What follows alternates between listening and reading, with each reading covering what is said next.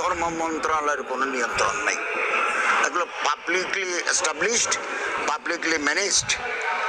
তবে আমরা চিন্তা ভাবনা করতে পারি এই সমস্ত মসজিদের যারা মুতওয়াল্লি আছে, আমরা তাদের সাথে বসে একটা বেতন কাঠামো নির্ধারণ করার আমরা চিন্তা ভাবনা করতে পারি।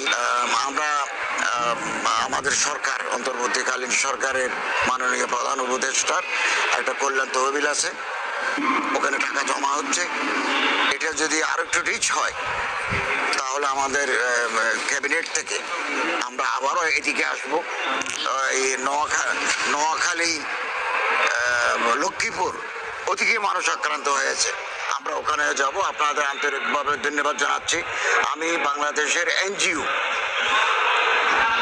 সেবা সংস্থা আর যারা প্রতিনিধি আছেন তাদেরকে দুর্গত, পানিবন্দী এই সমস্ত মানুষের পাশে দাঁড়ানোর আহ্বান জানাচ্ছি।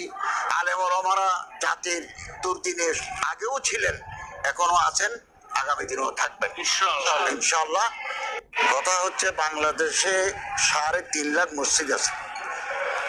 অধিকাংশ মসজিদ স্থানীয় জনগণ কর্তৃক পরিচালিত। এগুলো ধর্ম মন্ত্রণালয়ের কোনো নিয়ন্ত্রণ নেই। এগুলো পাবলিকলি এস্টাবলিশড, পাবলিকলি ম্যানেজড।